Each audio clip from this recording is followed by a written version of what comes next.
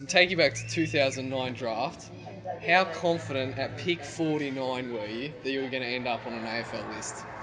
Um, Probably relatively confident. I was actually at my high school graduation at the time. Um, and I went to me and Mad Jack Daw went to high school together. So the graduation, everyone had gone inside, but I was still out the front with my mates. Melbourne had said to me prior to the draft that it won't finish without them taking me. And they had said that they were considering taking me with pick 18. So pick 18 came around. I wasn't expecting that. I knew they were pretty keen on taking Gorney as well. And then when 34 came around, I'm like, oh, they'll probably take Gorney. Then they took him, and then I was always a Hawthorn supporter, so I was sort of hoping, well, maybe I'll slip through to, I can't remember what they had, 40 something maybe, late 30. And I'm like, here we go, here's a chance. And I ended up picking Sam Grimley, and I couldn't believe it.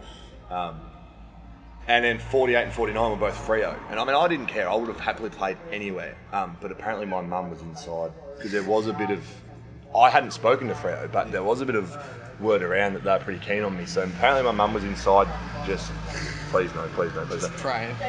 So when 50 came around and it was the first pick, so there was, the 2-minute break or whatever, and then pick 50, I was probably quietly confident. And I knew what my number was. And I heard the number, and straight away this is great. But yeah, I mean, without sounding too arrogant, I probably knew I was at least going to get rookied anyway, so I wasn't overly concerned, I guess. So when you heard your name read out, other than being excited, what was going through your head? Geez, good question. I think I was at graduation. We sung the Melbourne theme song straight away. We ran inside. Everyone was up and about. But having said that, I was also quite flat for Madge, because Madge didn't get drafted. And there are a couple of other kids at school who were outside rookie draft chances. So it was a bit of almost restrained jubilation in a way that you don't want to try and show off and make them feel down. And then it was probably, when can I get a beer? It was probably the next question. I went over to the bar and I sculled about 2 beers in 2 minutes. I was over the moon, and then my phone was going nuts, and I was checking it, and a couple of messages were coming through. Great, congratulations, mate. Look forward to meeting you tomorrow. It's like, geez, if I've got to go to training, I probably should stop drinking. So that was pretty much it, yeah.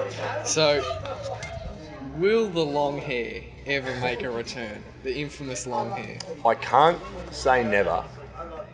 I have a saying, I'd never make a promise I can't keep. And I can never say never. Having said that, it's not on the horizon anytime soon. Not on the horizon. I mean, at the time, the only reason it was long was because I wanted to get dreadlocks. And my high school said, you are not allowed to get dreadlocks, and you're not allowed to before graduation. So I thought, that's right. After graduation, I get to Melbourne, and the only thing Dean Bailey says is, do whatever you want with your hair, but don't get dreadlocks. So I was pretty much tired from then on. I think, I'm 26 now, so it's probably time to grow up and move on. Past it. Alright, so moving on to your career. Where does receiving the captaincy for Danny Frawley's Don't Come Mondays team rank in your all-time life achievements? It's pretty high. Yeah. No, look, I watch that show every week. It is one of the best shows on TV, and they actually gave me a mention the other day, saying that they single-handedly got me another 2 years of Hawthorn. I will let a cat out of the bag that there was another player they were going to put in that year as the captain, which was supposedly a worse mistake than mine. They couldn't get him? No, they were told that I'm a pretty easygoing and happy-go-lucky bloke, and I wouldn't take it personally. So they ended up going for me instead. Because, yeah, I mean, you can go through that year, but all I'm saying is that this moment cost the team a game and probably a top 4 spot. If you want to go back and look at the team, you can work out who that would have been. But yeah, as I said on the show, mate, whenever you're a captain ahead of Brendan Goddard and Chris or Gary Ablett and whoever else was on the team, yeah, I mean, it's pretty good on the CV. Take that, exactly. All right, so other than you Don't Come Mondays captaincy, what was your favourite or greatest moment or achievement from your career? First game and first goal is always hard to go by. Was it from the goal square? Yep. Uncontested. Handball over the top. Luke Tapscott, cheap Joe the Goose. Against the Power, wasn't it? Yep, Sure. over the Power, last game of the year. At Adelaide Oval, actually. I think I was the first player to ever debut at Adelaide Oval, is an interesting stat for you. The goal against Collingwood's obviously pretty high, especially the fact I grew up a Hawthorn supporter. So, yeah. As a Collingwood supporter, thank you for that. Thank you so much. Mate, one of my best mate goes to Collingwood and tells his old man, and his dad still hasn't spoken to me. All right, so the goal was all right. This is the Hawthorn one, obviously. But the celebration. Can you rate it out of 10 and give it a name? I do get ripped off a little bit by this. Okay. Because the camera cuts to me just afterwards. So there is actually a little bit of vision celebration where it was only just a little clap, fist pump, and high five with Sam Mitchell. That was it. Very little. And what happened, literally what was going through my head was the moment it went through. Well, I actually couldn't see because there were players in the lane. Because it bounced, I couldn't see. So I was sort of a bit behind. Celebration. Then all my head was, do we need to win or do we need to draw? So I was trying to do the maths. And there's probably a little bit of Jesus, did that just happen? You know, I grew up, and my mum was telling me this the other day that I remember Ben Dixon kicking a goal after the siren for Hawthorn in 2001 or something against Carlton. And Mum remembers I want to do that for Hawthorn one day. And it wasn't quite after the siren, but pretty close. You know, this was my Top moment sort of thing. Yeah. So, yeah, it was a pretty special moment. Yeah. So, growing up, obviously you said you're a Hawk supporter. Who are your favourite players? Probably started with Big Paul Salmon, the big fish, just because he was tall, like I was, a big ruckman. And I met him one day when I was young, and you know I was only 10 years old at this time, and he was huge, but he was just so nice and genuine. Then Daniel Chick, I love Daniel Chick. Then he left. Obviously Dunstall and Crawford were two as well, but they go without saying. Moving on to Brent Renouf was an interesting one. And Jordan Lewis, Buddy and Ruffy in the later stages. But yeah. So is it true that you would ask to get Hodge and Mitchell's signature after training?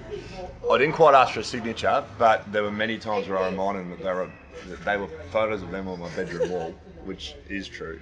That wasn't awkward at all. No, I'm probably lucky that I went to the Hawks when I was 24, not True. 18. True. And because I've been playing at Melbourne for 6 years, all I saw of Sam Mitchell was that he was a little arrogant wanker. He's a great bloke, but on field he's just a smart ass, and when you're that good, you can be.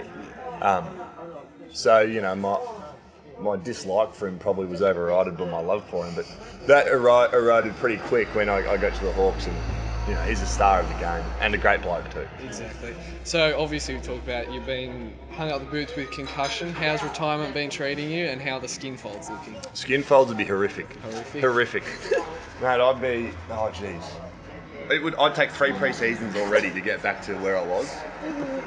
Because unfortunately the problem is it's not only what I've been eating and drinking, but I haven't been able to train. So they were pretty horrific before I announced my retirement because I just wasn't training or doing anything. So, yeah, I mean, retirement, you could almost already say I've been in the big paddock, and I'm technically not even retired because my contract still runs till the end of October. God, pray for me in 12 months' time. I can tell you that much. Oh, gosh. All right, let's turn our attention to the weekend of footy. So this Friday night, Adelaide v Geelong. Dangerfield back home, packed Adelaide Oval. Who wins and why? I think Adelaide win. Yeah. They've been hard to beat over there all year. They smashed them during the year. Does Danger play full forward again? I would, probably. Oh, I don't know. I mean, if they go after him, it probably hides them a bit from that crap that they might get sucked into as well. But I don't know if Adelaide will go for that. I think Adelaide are probably just too good at home. I said during the Richmond game that you'd put Danger forward because in that game he was pretty ordinary and he was having no impact on the game. I thought, well, if he's not impacting it from midfield, put him forward, at least look dangerous when you go for it. He's a pretty dangerous weapon. I'm tipping Adelaide though. All right. And can the Giants pull off the impossible and stop the unstoppable force known as the Richmond bandwagon? Just purely for the vibe around Melbourne, I hope not. It's so exciting just with Richmond up and about. Plus, I said about halfway through the year that I think everyone thought, Richmond, they're in the top 4, but they just won't sustain it. Eventually they'll come crashing back. But I watched them closely a couple of times, and I thought they're better than people give them credit for. So I actually said Richmond can win the flag. So I sort of want to be proven right. I mean, particularly towards the end of the year when they beat us, when we were, late charge for finals, etc. We needed to win everything, and they comprehensively beat us. Who's going to win it all, and Norm Smith? So it's Adelaide and Richmond. I'm tipping Richmond to win it. And Norm Smith, I mean, I'm born on the same day as Dusty, and we were the same draft. I've never met Dusty, but I just get to brag that I was born on the same day as Dusty, to be honest. He's hard to go past. I love Jack Revolt. Rance is a star. I'm just all aboard the Tiger bandwagon, all aboard to be the honest. time. I don't care who. If they've got a black and yellow jumper on, I'll tell you, I'll be heading straight to Richmond that night because it will be off the choice. Party. And last one, Brownlow, second place. You can't say first because that's too easy. Well, I'm going as Tom Mitchell's date, actually. Ooh. There's a scoop for you. There is a scoop. So I hope Tommy wins it. There's a chance. I think Dusty probably will. But who knows? I mean, I hope Tommy wins it. I mean, if he wins it, I'll give him a kiss, like every date gives their partner a kiss. So I'm hoping Tommy wins it for sure. But Dusty's got to be the favourite. And to get back to you, I need a little unknown fact, or it might be known, I'm not sure. I don't know how many players are in this club, but my first kick for both Hawthorn and Melbourne was behind. Oh, so I don't know if there's that's two. a rare club. First I know kick. the double. Yeah, both clubs. I don't know how many have been in that club, but that's Might be probably exclusive. That might be a number one. It could be exclusive. One and only. So, yeah. Awesome. Thank you very much for Pleasure. both the interviews. Pleasure.